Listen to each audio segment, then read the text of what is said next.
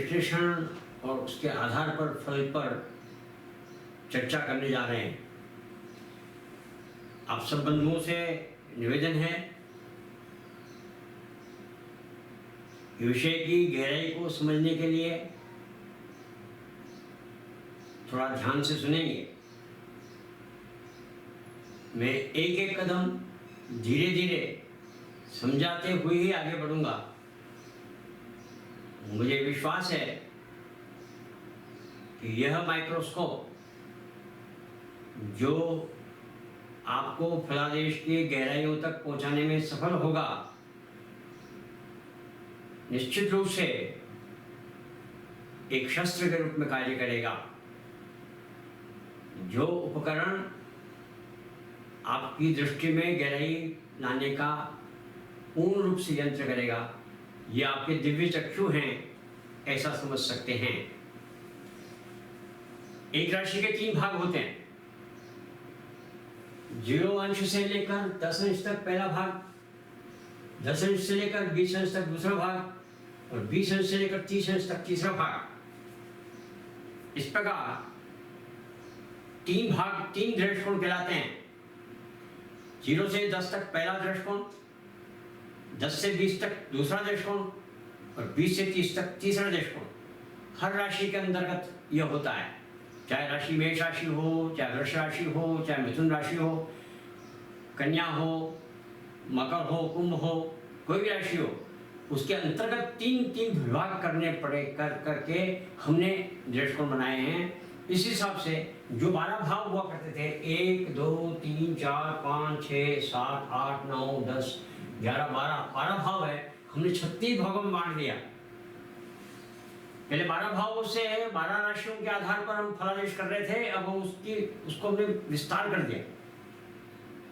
अब विस्तार करके उसको समझने का प्रयत्न करेंगे तो हमारे दृष्टि में गहराई आ जाएगी। उस गहराई को समझने के लिए मैं आपको समझा रहा हूँ। एक उदाहरण यहाँ आपके सामने स्पष्ट लिखता हुआ जाता हूँ ताकि आप इसको देख करके समझ सकेंगे। मैं मेष राशि का पहला दृष्टिकोण अग्नि तत्व कहलाता है। मेष, सिंह और धनु राशि का दृष्टिकोण जो होते हैं, मेष का जो धनु है, मेष का पहला, दूसरा सिंह और धनु तीनों अग्नि तत्व हैं। मेष का पहला मेष है, दूसरा 5 है, तीसरा 9 है। इसी प्रकार से वृष का पहला 2 है, दूसरा 6 है, तीसरा 10 है। ये भूमि तत्व है।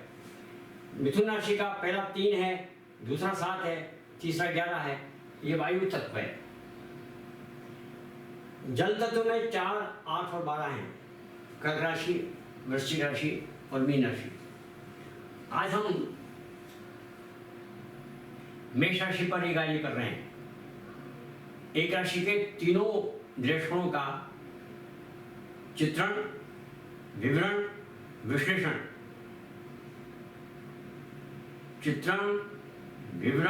और विश्लेषण सब कुछ आपके सामने स्पष्ट हो जाएगा। ध्यान से देखिएगा। बहुत सिंपल सा बता दिया गया है। मेष राशि का पहला 1 होता है, दूसरा 5 होता है, तीसरा 9 होता है। 4 जोड़ने से अगला दृष्टिकोण प्राप्त हो जाता है। एक बात और ध्यान रखिए, पहला जो दृष्टिकोण होता है मध्य में रखा जाता है। पहला का मतलब जो लग्न का होता है, लग्न का जो दृष्टिकोण होता है, लग्न मान लो 10 राशि का 10 राशि से कम है तो जो यहाँ 1 आएगा, और 10 राशि से अधिक है, 20 से कम है तो यहाँ 5 आ जाएगा, और 20 से अधिक है, चाहे 21 है चाहे 29 है, तो यहाँ 9 आ जाएगा। इस प्रकार से यहाँ 1 आ सकता है, 5 आ सकता है, 9 आ सकता है। यह इस पर निर्भर करता है कि हमारा लग्न मेष राशि का प्रथम दृष्टिकोण में है, द्वितीय दृष्टिकोण में है अथवा तृतीय दृष्टिकोण में है। जिस दृष्टिकोण में वह है उस दृष्टिकोण का प्रतिनिधित्व हम इस मध्य भाग में करेंगे। शेष भाग को कैसे करते हैं, मैं तीनों को ले लेता हूं। इस प्रकार से 12 राशियों का यदि हम करेंगे तो 36 बनेंगे। 36 का विवरण आपके अभ्यास के लिए है। मैं मेष के तीनों कर देता हूं, उसके आधार पर फलादेश भी बता देता हूं। मैं सिद्धांत स्थापित कर रहा हूं, उस सिद्धांत के आधार पर आपको एक दृष्टि प्राप्त होगी और उस दृष्टि के आधार पर आप स्वयं सक्षम हो जाएंगे। मेरा काम आपको सक्षम बनाना है, ज्योतिष की दृष्टि आपके अंतर्गत पैदा करनी है। इस दृष्टि को पैदा करने से हम ज्योतिषी बनते हैं। बिना दृष्टि के सिर्फ रटंत विद्या द्वारा कि भाई ये ऐसा ऐसा ऐसा होता है, ऐसा ऐसा ऐसा ऐसा होता है, जब यहाँ होता यह होता है, ऐसा नहीं। हम उसके सिद्धांत की ओर जा रहे हैं और सिद्धांत की गहराइयों को पकड़ने की कोशिश कर रहे हैं। और वर्गों में हम भाव भी रख रहे हैं और वर्ग भी रख रहे हैं और उसका फलादेश भी रख रहे हैं। और उसकी महत्ता को नहीं छोड़ते हुए, राशि की महत्ता को नहीं छोड़ते हुए, वर्गों की महत्ता को हम स्थापित करते जा रहे हैं। यह स्पष्ट आप समझ लीजिए। अब मैं मेष राशि का पहला दृष्टिकोण यानी 1, तदनुसार लग्न मान लिया कि 0 से लेकर 10 अंश के बीच में है। वो 4 अंश है, 5 अंश है, 6 अंश है, 8 अंश है, 9 अंश है, कुछ भी हो। पहले दृष्टिकोण के अंदर हमारा विभाजन 10-10 अंशों का हो गया, तो हमने पहले दृष्टिकोण में लिया तो हमने ये निश्चित हो गया कि यहाँ इसके मध्य में इसका पहला दृष्टिकोण 1 आएगा। इसके मध्य में ऊपर लिखते हैं ताकि हम ग्रहों की स्थिति को भी लिख सकें। कम जगह में कहाँ सिर्फ हमको इंगित करना है, प्रतिनिधित्व दिखाना है, इसलिए हम एक कोने में लिखते हैं। कोने में लिखने का कारण सिर्फ इतना ही है कि हम बाकी ग्रहों को लिख सकें। तो 1 यहाँ आया। वैसे कुल हर भाव में 3-3 हैं, लेकिन क्योंकि लग्न पहला दृष्टिकोण है इसलिए लग्न का पहला दृष्टिकोण यहाँ आएगा, दूसरा 5 यहाँ आएगा और तीसरा 9 यहाँ आएगा। दूसरे भाव का पहला तो 1, 5, 9। अब समझ लीजिए राशि 10 अंश तक यहाँ है, 20 अंश तक यहाँ है और 30 अंश तक यहाँ राशि खत्म। मेष राशि यहाँ से प्रारंभ होकर के और यहाँ समाप्त हो गई है। ये बात पहले स्पष्ट समझ लीजिए। राशि के 3 भाग करने के बाद हमको ये बात समझ आई कि राशि इस तरफ नहीं है। मेष राशि का प्रारंभ यहीं से हो रहा है, इस मध्य से। इस मध्य खंड को रखा है तो मध्य खंड से मेष राशि का प्रारंभ हो रहा है। यहाँ मीन राशि का प्रभाव आ गया तो मीन राशि का पहला यहाँ आया 12 और 4। मीन राशि का पहला 12, ये 4 और ये 8। मैंने मीन राशि का पहले लिख दिया है कारण कि मैं लग्न को समझा सकूं, लग्न के अवधारणा को समझा सकूं, लग्न के महत्व को समझा सकूं। इसका चित्रण तो मैंने कर दिया, इसका विवेचन मैं कर सकूं, इसलिए मैंने 12वें भाव को भी ले लिया क्योंकि मीन राशि का एक अंश कुछ अंश इस लग्न के अंतर्गत है। तो लग्न में यहाँ हमने यदि मेष राशि लिख दी तो लग्न मेष राशि लिखने के बाद यह निश्चित नहीं है कि मेष राशि 0 से लेकर 30 तक पूरा इसके अंतर्गत है, ऐसा नहीं है। यहाँ पर जो स्थिति है वो इस प्रकार है कि मेष राशि के 0 से 10 से 20 अंश तो इधर हैं, परंतु 10 अंश जो हैं इसके वो मीन राशि के, मतलब 1/4 भाग मीन राशि का है और मीन राशि का तीसरा दृष्टिकोण इसके अंतर्गत आ रहा है। अब हम लग्न को ध्यान से देखें, लग्न को ध्यान से देखेंगे तो यहाँ वृश्चिक राशि दिख रही है, यहाँ मेष दिख रही है, यहाँ सिंह दिख रही है, यहाँ मेष दिख रही है। जो प्रतिनिधित्व खाली मेष राशि से हो रहा था अब मेष से भी हो रहा है, वृश्चिक से हो रहा है, मेष से हो रहा है और सिंह से हो रहा है। व्यक्तित्व के अंदर क्या क्या गुण एक्स्ट्रा दिखाई देने लग गए वो ध्यान से देखिए। मंगल मेष राशि का स्वामी होता है और मेष राशि स्वयं बलशाली ऊर्जावान होती है। ये ऊर्जा है, ये ऊर्जा है, ये ऊर्जा है, ये ऊर्जा पशुत्व की ऊर्जा है, ये ऊर्जा प्रशासन की ऊर्जा है। तो प्रशासन की ऊर्जा बल, शारीरिक बल, व्यवस्था का बल, शारीरिक बल के साथ व्यवस्था का बल आ गया और ये वृश्चिक राशि का, वृश्चिक राशि जो है, ये वृश्चिक राशि आप देखिए, ये जल तत्व है। जल तत्व में ये नकारात्मक है, तो ये व्यक्ति साहसी है, पराक्रमी है, कुछ नकारात्मक भाव उसके अंदर आ गया, यानी आत्मविश्वास की कमी लाया। जो आत्मविश्वास चाहिए था, बलवान होने के बावजूद भी इसमें आत्मविश्वास की कमी, इच्छा शक्ति की कमी आ गई इस वृश्चिक राशि के साथ आने के कारण।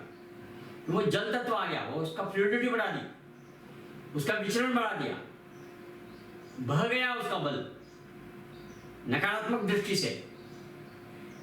तो इस प्रकार से मेष लग्न होते हुए भी मेष लग्न के तीनों दृष्टिकोण, यहाँ पहला दृष्टिकोण 1, 5 मेष राशि का, और वृश्चिक राशि मीन राशि का तीसरा दृष्टिकोण 8 यहाँ आ गया। इस प्रकार से ये जो लग्न बना, लग्न किससे किससे ऊर्जा से प्रभावित है, जल तत्व से प्रभावित भी हो रहा है। ऊर्जा से प्रभावित होने का दृढ़ निश्चय होगा, परंतु आत्मविश्वास से कमी होगी, परिश्रमी होगा, बलवान होगा, प्रशासन के गुण होंगे, हिम्मत की कमी होगी, साहस होगा, लेकिन आत्मविश्वास, इच्छा शक्ति की कमी होगी। मतलब इसमें थोड़ी पशुत्व ज्यादा, व्यवस्थाएं भी हैं, परंतु एक भय, निडर नहीं है, साहसी है, पराक्रम है, परंतु इसको ग्रहों की महत्ता की आवश्यकता पड़ेगी ताकि यह साहसी होकर आत्मविश्वासी भी बन जाए। ये तो मैंने आपको बताया लग्न के आधार पर, दृष्टिकोण को रखते हुए इसके फल। देखिए, एक बात ध्यान रखिए, व्यक्तित्व का निर्माण में शरीर और उसका व्यक्तित्व, शरीर के द्वारा, पद प्रतिष्ठा के द्वारा, मन के द्वारा और दाम्पत्य जीवन व्यवहार के द्वारा, संसार के अंदर व्यवहार के द्वारा, इन चारों को जरूर देखना चाहिए। और एक देखना चाहिए भाग्य को कि वह क्या प्रारब्ध लेके आया है। प्रारब्ध लेके जो आया है वह भी महत्ता रखता है। तो जो प्रारब्ध लेके आया इसको देखिए, जिस पद प्रतिष्ठा में पहुंचने वाला उसको देखिए, जिस व्यवहार और दाम्पत्य जीवन में रहने वाला उसको देखिए, इसके मन को देखिए। अब इन 4-5 तत्वों को देख करके मेष राशि के पहले बात को, बाकी आप हर भाव को देख सकते हैं और हर भाव की विवेचनाएं, विश्लेषण कर सकते हैं। एक ही प्रकार सिद्धांत निश्चित है, ग्रहों के गुणधर्म, राशियों के गुणधर्म आपको बता दिए गए हैं। अब ग्रहों की स्थिति मैं यहाँ नियुक्त नहीं कर रहा हूँ, कारण कि मैं मात्र दृष्टिकोण की राशियों को समझाते हुए फलादेश के निर्देश कर रहा हूँ, जिसके आधार पर आप फलादेश करने में अधिक सक्षम हो पाएंगे। तो देखिए, अब दशम भाव पे आता हूँ। दशम भाव 10 राशि, 10 राशि का पहला 10 यहाँ साम बीच में आएगा, क्योंकि लग्न में पहला है, यहाँ भी पहला। जैसा लग्न में है वैसा सभी भावों में करिएगा। हर भाव का अलग करने की आवश्यकता नहीं है, पूरा भरने की भी आवश्यकता नहीं है। विशेषण के लिए आप सिर्फ ये 3-4 भाव भर देंगे तो काम चल जाएगा। अभी मैं दशम भाव भर रहा हूँ। दशम भाव का पहला हो गया 10, दूसरा हो गया 10 और 4 2 और 6, तीसरा। इस मकर राशि के 2 भाग इधर आ गए, एक भाग चला गया 11वें भाव में। मकर राशि पूरी दूसरे भाव में नहीं है। मकर धनु भाव का एक भाव यहां आ गया, धनु का पहला 9, 1 और 5 है। तो इस पद वाले भाव को देखते हैं तो 5, 10 और 2 ये प्रतिनिधित्व कर रहे हैं प्रशासन का, परिपक्वता का और आनंद का। प्रशासन का, परिपक्वता का, आनंद का, परिपक्वता का। मतलब ये व्यक्ति परिपक्वता प्राप्त करेगा, प्रशासन के गुण इसके अंदर होंगे, लेकिन विलासिता के साथ रहना पसंद करेगा। 2 है, 2 राशि। तो इस व्यक्तित्व में इसका जो पद प्रतिष्ठा होगी वो प्रशासन की स्थिति हो सकती है, किसी भी परिपक्व स्थिति में आ सकता है। किसी भी एक संजीदा व्यक्तित्व जो होता है, संजीदा व्यक्तित्व है, प्रसन्न चित्त है, संजीदा है, व्यवस्थाएं जानता है, व्यवस्थाएं कर जानता है, परंतु क्योंकि व्यवस्थाएं बहुत प्रमुख नहीं है, एक भाग है, तो जिस काम को हाथ में लेगा उसकी व्यवस्था वो कर लेगा, लेकिन व्यवस्था में वो प्रमुख बनेगा ऐसा नहीं है। ये व्यक्ति दृढ़ संकल्पी होगा, ये व्यक्ति शारीरिक बल वाला होगा, ये व्यक्ति प्रशासन वाला होगा, यह व्यक्ति नकारात्मक बुद्धि वाला होने के कारण इच्छा शक्ति की कमी होगी, कार्य पूर्ण करने में पूर्ण रूप से सफल नहीं होगा। पद प्रतिष्ठा की दृष्टि से देखा जाए तो आराम करता हुआ परिपक्वता के साथ प्रशासन करने वाला व्यक्तित्व होगा। ये गुण धर्म आप सब राशियों के आधार पर, लग्न के आधार पर, लग्न के अंशों के आधार पर सभी भावों को चित्रित करते हुए चले जाएंगे तो आपके इसके व्यक्तित्व के अलग अलग पुर्जे, उसके नख, पुख, पंखियां, उसकी डिटेल्स आपको धीरे धीरे दृष्टिगोचर होने लग जाएगी और आपको दिखने लग जाएगा ये व्यक्ति किस प्रकार का है। ग्रहों की स्थिति इसके अंदर आने के बाद तो यह और ज्यादा स्पष्ट रूप से आपको दिखाई देने लगेगा। वो मैं इस चर्चा के बाद करूंगा। पहले आपको एक बात समझ में आ जाए कि दृष्टिकोण किस प्रकार से स्थापित किए जाते हैं और उन दृष्टिकोण का फल किस प्रकार से कहा जाता है, इसको आप सिद्धांत रूप से समझिए। रखने की आवश्यकता यहाँ है ही नहीं। आप 36 के 36 दृष्टिकोण आप बना सकते हो और लिख सकते हो उसके फल। मैं सिर्फ एक का लिख रहा हूँ, अभी दूसरा और तीसरा भी लिखूंगा ताकि आपको इस बात का 2 बार रिवीजन हो जाए और मेष राशि के तीनों अलग अलग दृष्टिकोण में व्यक्तित्व में क्या परिवर्तन आ जाता है वो भी दिख जाए। तो ये हम यहाँ है दाम्पत्य जीवन पे आते हैं। तो 7 का पहला 7 और 4 11, 11 और 4 3, 11 और 4 3 कैसे हो गए? 11 जब 15, 15 का 12 में घटा दिया तो 3 राशि बची। 12 राशि के बाद 1 2 3 हो जाता है। तो 11 12 1 2 3, ये 12 12 1 2 3 4 आगे हो गए, 4 जुड़ गए। ये तो हो गया इसका सप्तम का। छठे का आया है 6 6 4 10 और ये 2। अब दाम्पत्य जीवन में देखिए 2 भाग तो शुक्र के आ गए, तीसरा खुद शुक्र का है। विलासी कामुक होगा, व्यक्ति कामुक होगा, स्त्रियों के प्रति आकर्षित होने वाला होगा, रस लेने वाला होगा, स्वच्छता, स्वच्छ वस्त्र, अच्छे मकान, अच्छी स्त्री, सुंदर स्त्री, सौंदर्य को देखने वाला, सुंदरता को पसंद करने वाला ये व्यक्तित्व होगा।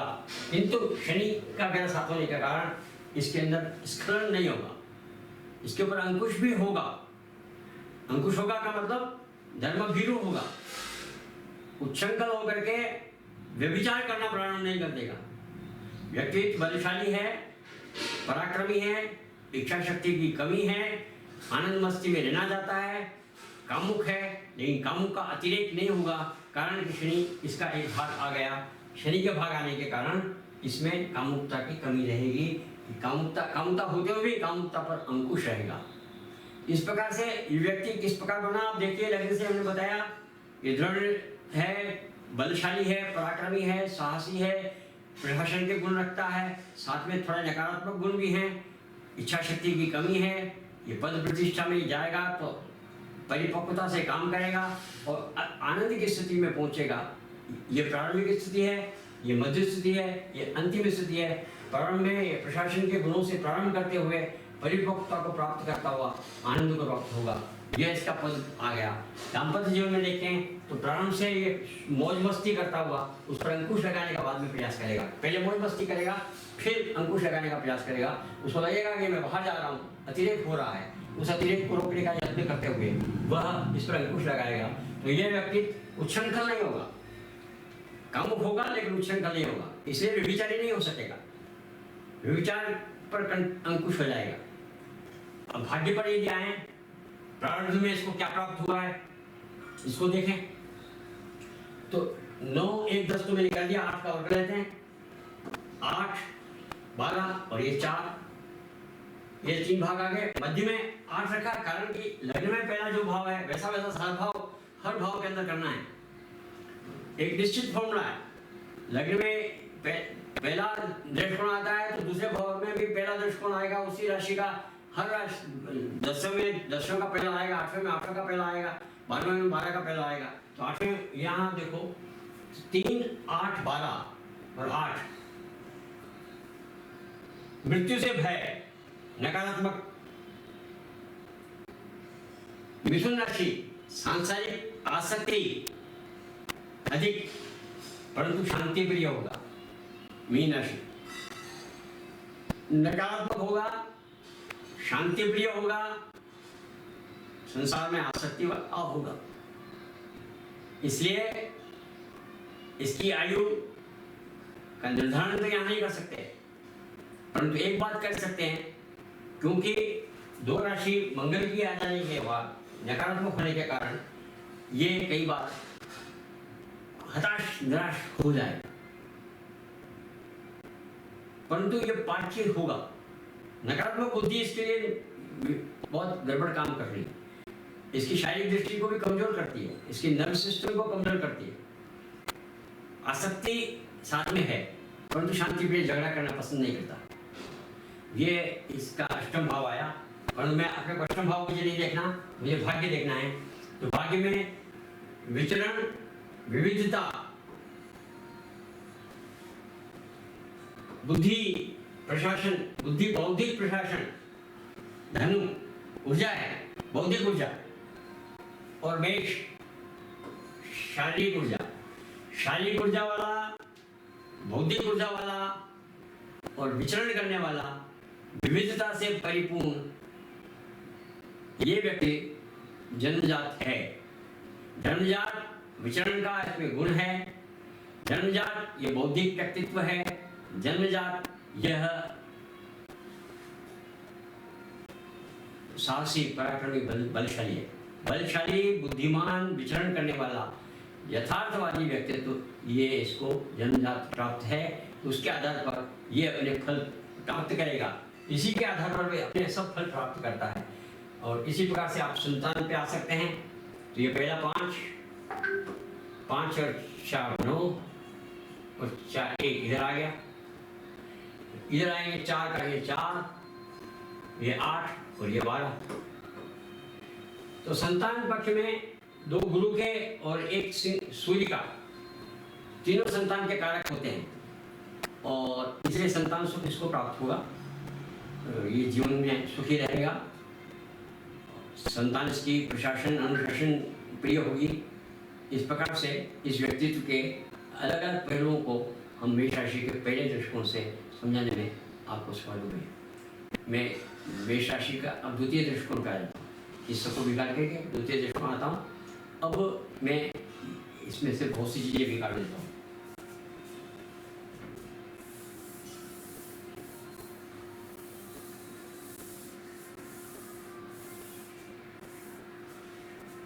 अब देखिए, अब जन्म जो है, लग्न जो है मेष राशि का 10 से ज्यादा है, 11 हो सकता है, 15 हो सकता है, 25, 20 से कम, 20 से कम है, 10 से ज्यादा है, यानी इस दृष्टिकोण में। दूसरा दृष्टिकोण, और मेष राशि का दूसरा दृष्टिकोण आता है 5। मेष राशि का दूसरा आता है 5। तो 5 अंक में यहां लिखेंगे, ये दूसरा। तो पहला यहां आ गया 1 5 9। इसमें चित्रण करना सरल हो गया, क्योंकि एक ही भाव में एक ही राशि के तीनों दृष्टिकोण आ गए। क्योंकि मध्य की राशि बीच में है, तो प्रारंभ भी इसी से है और अंत भी इसी से है। इसका प्रारंभ अंत तीनों इसी से है। व्यक्तित्व ऊर्जावान है, नकारात्मकता खत्म हो गई, बुद्धिमान है, बौद्धिक शक्ति है, शारीरिक शक्ति है, प्रशासन है। इस व्यक्ति में बल है, पराक्रम है, साहस है, प्रशासन है और बुद्धि है। अब देखो, पहले 10 अंश से दूसरे दश अंश में कितना अंतर आ गया। यह अंतर खाली मेष लग्न देखने से पता नहीं लगता था, अब हमें पता लग रहा है कि यह व्यक्तित्व बदलने लग गया। दूसरे दश अंश में आने से इस व्यक्ति का नकारात्मकता समाप्त हो गई, इस व्यक्ति के अंदर बौद्धिकता अंदर प्रवेश कर गई, इसके अंदर प्रशासन महत्ता लेकर आ गया। इसका प्रारंभिक जीवन कसरत वाला, मेहनती, बल को संयोजित करने वाला, प्रारंभिक स्थिति बल को संयोजित करने वाला, मध्य की स्थिति प्रशासन वाली और अंतिम स्थिति बुद्धि से कार्य करने वाला व्यक्तित्व हो गया। ये आप बहुत स्पष्ट रूप से समझ सक रहे हैं। इसको समझिएगा और समझाइएगा कि देखो राशि का दृष्टिकोण देखने से हमको कितना अधिक दिखता है। अब इस पे एक तो चित्रण बहुत सिंपल है। यहाँ 9 भाव था,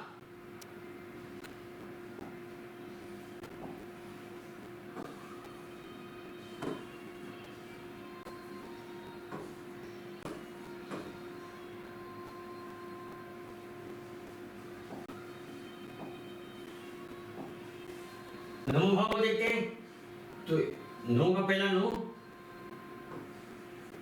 9 4 1 और ये 5। देखो जो लग्न में है वैसा का वैसा 9वें भाव में, वैसा वैसा 5वें भाव में आएगा, थोड़ा परिवर्तन करते हुए। इसको बौद्धिकता प्राप्त है, जन्मजात पराक्रम प्राप्त है और प्रशासन प्राप्त है। यही इसके शरीर में दिख रहा था, यही जन्म में लिखा, यही आप यहाँ संतान में लिखेंगे तो यहाँ भी लिखेगा। यहाँ 5 का पहला यहाँ 5 4 9 और 1। आप देखिए 1 5 9 5 9 1 9 1 5, तीनों त्रिकोण समान है, थोड़ा सा परिवर्तन है।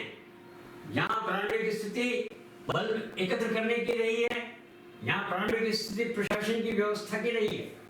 संतान के लिए पहले व्यवस्था करेगा, फिर संतान बुद्धि से और बलशाली मतलब संतान की उत्पत्ति करेगा। तो संतान उत्पत्ति में बड़ा ध्यान रखेगा। प्रारब्ध से इसको बुद्धि प्राप्त है, प्रशासन प्राप्त है, बल प्राप्त है। बुद्धि बल प्रशासन ये इसके मुख्य अंग रहे हैं, चाहे वो प्रारब्ध हो, चाहे जन्म हो, चाहे बाल्यकाल हो। तीनों स्थिति में इसकी बात तो रही है। तो यह इसका व्यक्तित्व का बहुत बड़ा भाग आप देख सकते हैं। अब पद प्रतिष्ठा आ जाते हैं। ये 10 2 6। अब यहाँ देखिए पद प्रतिष्ठा के समय वो अपने बल का प्रयोग नहीं कर रहा, अपनी परिपक्वता का प्रयोग करता हुआ चलता है। परिपक्वता को लेकर चल रहा है। मकर राशि का, मकर राशि में परिपक्वता होती है, नरम भी होता है, कड़क भी होता है। उसके वो पीछे से कड़क दिखता है, अंदर से नरम होता है मकर राशि। तो ये अपनी परिपक्वता, अपनी कठोरता और नम्रता को लेकर चलता है। प्रशासन का गुण इसमें बहुत ज्यादा नहीं है, परंतु मस्त है, आनंद उल्लास में अपना पद प्रतिष्ठा प्राप्त करता है। और ये कन्या में होता है, यह यौवन अवस्था का प्रतीक है। यह अपनी अंत तक, पद के अंत तक उसी स्फूर्ति से काम करता है जिस स्फूर्ति से काम वो प्रारंभ करता है। परिपक्वता से परिपक्वता उसकी बनी रहती है। तो यह जिस काम को करता है उसमें बहुत ज्यादा परिवर्तन नहीं आते हुए आनंद मस्ती से कार्य करता हुआ अपने पद को प्रतिष्ठित करता है। तो ये व्यक्तित्व बहुत बदल गया। इस प्रकार से आप दाम्पत्य भी देख सकते हैं। 7 4 11 3। तो संतुलित, नियमित और सांसारिक, संतुलित नियमित सांसारिक व्यक्तित्व इसका दाम्पत्य जीवन होगा। संतुलित होगा, सांसारिक होगा और संयमित होगा। इसका दाम्पत्य जीवन अच्छा होगा। माथापच्ची करना इसको पसंद कम है, प्रसन्नचित्त रहना इसको पसंद है। सांसारिक है, विरक्ति इसका भाव उसमें नहीं है, आसक्ति से तो युक्त है, परंतु संयत है और आनंद उल्लसित है। यह इसका दाम्पत्य है। इस प्रकार से आप एक एक करके सभी का वर्णन कर सकते हैं और इसके तीसरे को भी मैं अभी ले लेता हूँ, और तीसरे के मुख्य अंश बताते हुए आपको एक दिशा निर्देश मिल जाएगा कि दृष्टिकोण के आधार पर राशियों को स्थापित करते हुए उसका चित्रण, विवरण और विश्लेषण किस प्रकार से व्यक्तित्व का किया जाता है, ये आपको समझ में आ जाएगा, सैद्धांतिक रूप से समझ में आएगा, ताकि आप अपने पैरों पर खड़े होकर के इसके आधार पर ज्योतिष के कुंडली का विश्लेषण करने में समर्थ हो पाएंगे। अब देखिए, मैं तीसरा भी ले लेता हूँ, उसको पूरा करके मैं आज मेरा विषय को पूर्ण विराम दूंगा।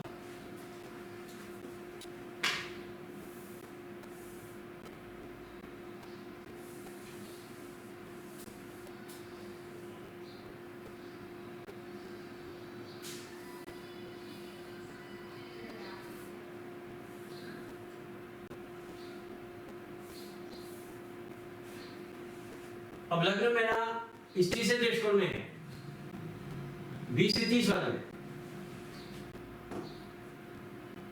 ये तीसरा दृष्टिकोण। अब मेष राशि का तीसरा दृष्टिकोण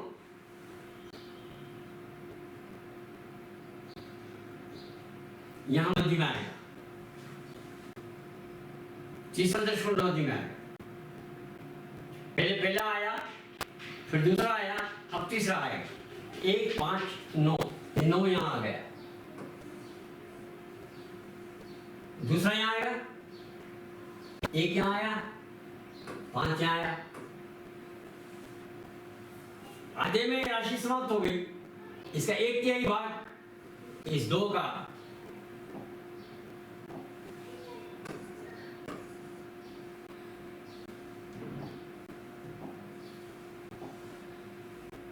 अब इस भाग में 2 का पहला 2 आएगा। मैं बाकी को मैंने लिखा, मैंने लग्न को पूरा करने के लिए 5, 9 और 2 आ गया। अब लग्न मेष राशि होते हुए मेष राशि के कारण बलिष्ठ होगा, पराक्रमी होगा, वो तो उसका स्वभाव है मेष राशि का, परंतु उसके अंदर आनंद, प्रशासन अधिक आ गया, बुद्धि आ गई और आनंद मंगल आ गया। प्रशासन, बुद्धि और आनंद का योग होकर के ये व्यक्तित्व थोड़ा निखर गया, और उसमें जो सब योद्धा की बातें थी वो पूर्ण खत्म होकर के एक अच्छे प्रशासक की बात इसके अंदर आ गई। और ये प्रारंभ से ही जनजाति प्रशासक का, और लग्न को यदि देखें नवम भाव को, तो यहाँ 9 का दूसरा हो गया, 9 का पहला यहाँ आ गया, 9, 1 और 5, और यहाँ आ जाएगा 10 का पहला 10, यानी ऊर्जा से युक्त ये पैदा हुआ है। प्रशासन और परिपक्वता को ये प्राप्त करेगा। कुछ परिपक्वता इसको जन्मजात है, प्रशासन इसके अंतर्गत है, और ऊर्जावान भी यह है। अब उस ऊर्जा का व्यक्तित्व के रूप में यह प्रशासन भी उपयोग करेगा, यह बुद्धि का उपयोग करेगा, और आनंद मंगल का उपयोग करते हुए अपने जीवन को मस्त बनाएगा। इस प्रकार से इसका व्यक्तित्व इस प्रकार से हो गया। दाम्पत्य जीवन को देखेंगे तो दाम्पत्य में यहाँ 7, 4, 11 और यह 3 और 8 का पहला यहाँ। दाम्पत्य में देखो अंकुश ज्यादा हो गया, आसक्ति हो गई और नकारात्मकता आ गई। आनंद मंगल कुछ कम हो गया। आनंद मंगल का राशि होते हुए भी अंदर आनंद मंगल इतना नहीं रहेगा, ज्यादा फिलोसफिकल बन गया। अभी ज्यादा फिलोसफिकल होने से क्या है, कुछ नकारात्मक शंकावान हो गया, पत्नी के प्रति शंका प्रदर्शित करने वाला हो गया, पति के प्रति शंका प्रदर्शित करने वाली हो गई। तो इसमें आसक्ति तो है, दर्शन ज्यादा है, फालतू का चिंतन ज्यादा है। यहाँ दर्शन फालतू का चिंतन इसलिए हो जाएगा कि नकारात्मकता साथ में, नकारात्मकता साथ में नहीं होती तो ये संयम का काम करता, और संयम से भी थोड़ा आगे चला गया, और संयम से आगे जाने के बाद शंकाएं पैदा करने लग जाता है, तो दाम्पत्य जीवन में कष्ट पैदा हो जाते हैं। तो इस प्रकार से दाम्पत्य जीवन को आप समझें तो थोड़ा कष्ट में रहेगा, थोड़ा ज्यादा विचार करने वाला व्यक्तित्व हो जाएगा, और ज्यादा विचार करके सुख आनंद को नहीं लेकर के सब आसक्त तो रहेगा उसके साथ, परंतु आनंद लेने में कुछ कमी रह जाएगी इसके। तो मेष राशि के 3 दृष्टिकोणों का वर्णन कर रहे हैं। पहले दृष्टिकोण का वर्णन किया जो लग्न का पहला दृष्टिकोण था, फिर दूसरे का किया, फिर तीसरे का किया। तीनों में व्यक्तित्व में कितना अंतर आ जाता है ये आपने देख लिया, परंतु ग्रहों की स्थिति के कारण इसमें जो कमियां हैं वो सुधर सकती है। कुछ कमियां बढ़ सकती हैं। तो कमियों का सुधार और बढ़ाव मैं एक पूरा चित्रण आपके सामने ग्रहों के समेत किसी व्यक्तित्व का करूंगा, खाली एक जो भी लग्न होगा एक्चुअल वो लेकर के, और मैं उसके व्यक्तित्व का विश्लेषण आपके सम्मुख प्रस्तुत करूंगा। आपको ये बात फिर से दोहरा देता हूँ, स्पष्ट कर देता हूँ, ये दृष्टिकोण आपके पास एक ऐसा शस्त्र है जो आपकी दृष्टि में गहराइयां पैदा करता है विश्लेषण करने की ज्योतिषीय दृष्टि से। जो राशियों में है उससे ज्यादा देखने की ताकत दृष्टिकोण में है।